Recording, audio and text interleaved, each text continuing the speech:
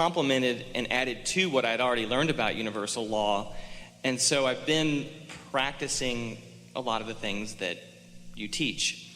And that's why I feel like there's a lot of momentum in a more of an upward trajectory. For sure. Yeah, and it's really good. Even from last year to this year is a big difference. So I've just got a couple questions on a few specific topics. Let's start with romantic relationships.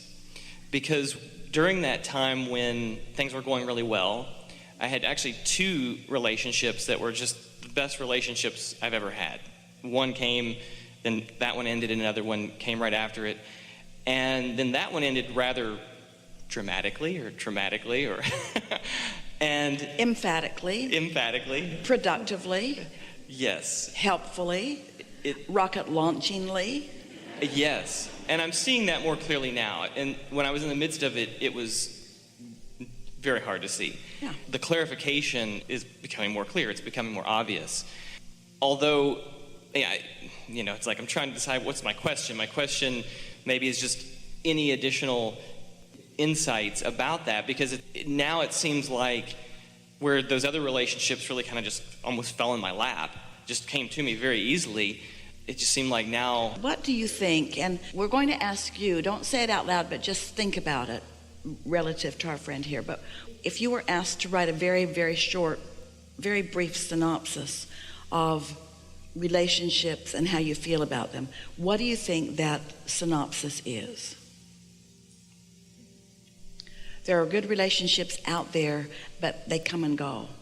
Or really good relationships are hard to find. Or really good relationships are hard to find, but findable, but hard to sustain. Yeah. So your experience has left you with an attitude or an opinion about something that your life just keeps showing you what your attitude or opinion is. Okay. Now, your attitude or opinion certainly is justified from your own experience. It's rational based upon what you have been experiencing and what you just explained to us, but it just doesn't happen to match what you want. So you're getting what you think about, not what you want, which means you must not be really thinking about or speaking about what you want. You must be thinking or speaking about what you've got. Sort of like Esther with her luggage. Yeah. And I think probably the thought that you're getting at is something like, it'll be really good for a while, but then it ends, or in the case of the last situation, my vibration had just sunk so much about a lot of other things that I pushed it away. You're leading everyone right into our trap. This is the thing that we really want to talk about, because over time we've written a lot of books and a lot of processes about what you can do to clean up your vibration relative to things like luggage. Esther could just get clear about this and start writing a few positive aspects about the airlines who she appreciates so much.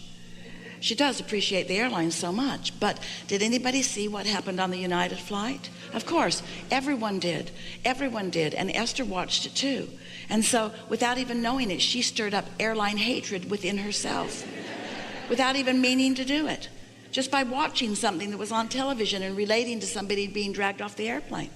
It didn't take very much to activate an absence of appreciation of something, and so it stirred up stuff in her that had been dormant. She didn't even know it was in there. She'd cleared it up before, and then that brought it all back.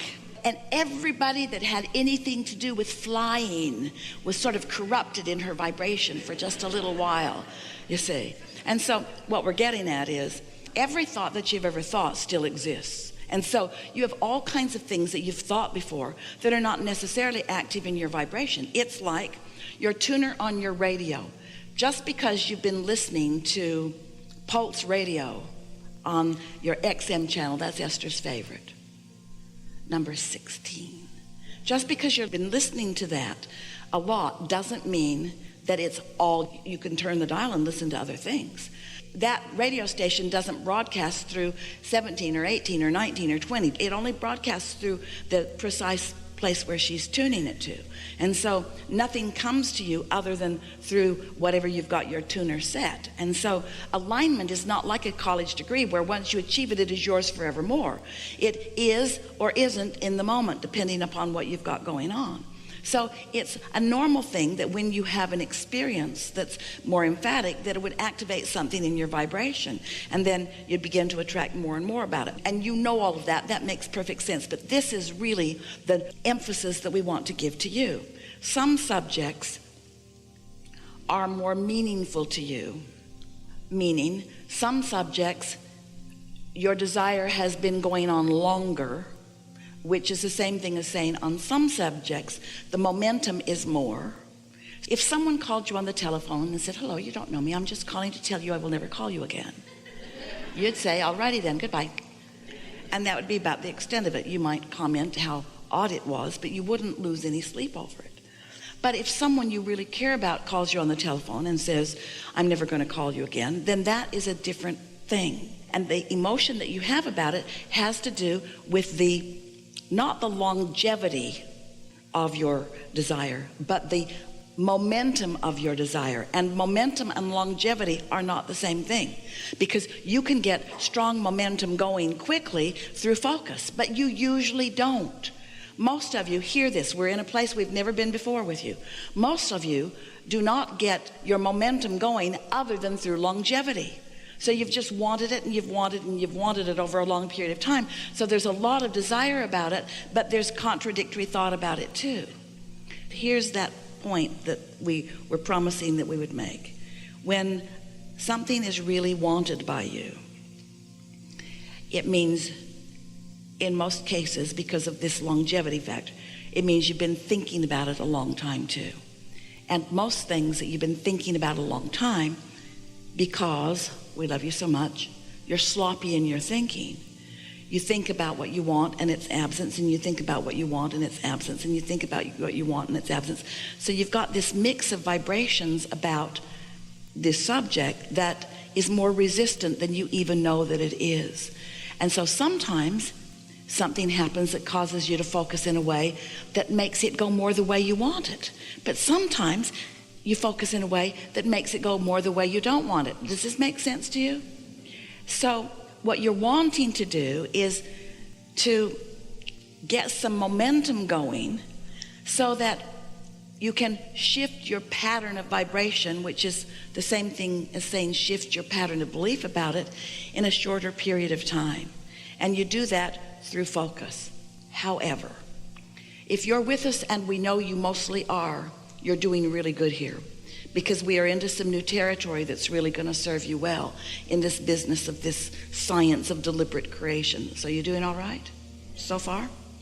So as you have this now more poignant, pointed desire than ever before because of what's just happened, you've also got contradictory vibration. I want this, but this went this way and I liked it, but then this went this way and I didn't like it. So on a subject like this, on a subject that is strong desire, on a subject that you've thought about a lot for a long time,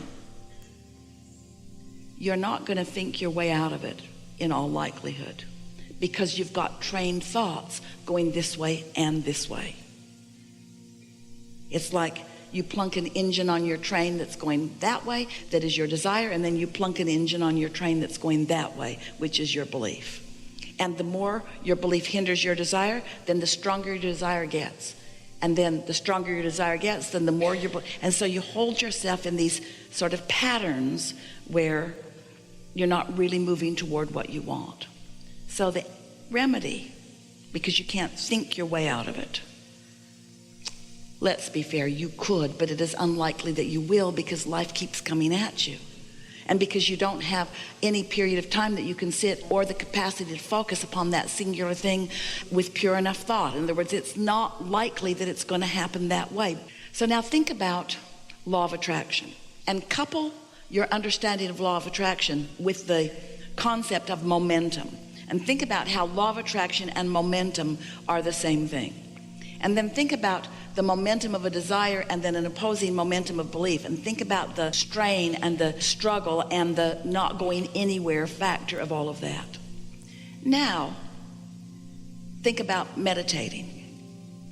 So when you meditate, You've got this desire that is active that your inner being is all wrapped up in. And you've got these beliefs that are active that are just what you're wrapped up in. These are just your habits of thought. This is just your pattern of thinking about it. So there's the pattern of thinking that your inner being has about what you want. And there's a pattern of thinking that you've got, and all of it is active. Desire and belief. Sometimes your belief is in the direction of your desire.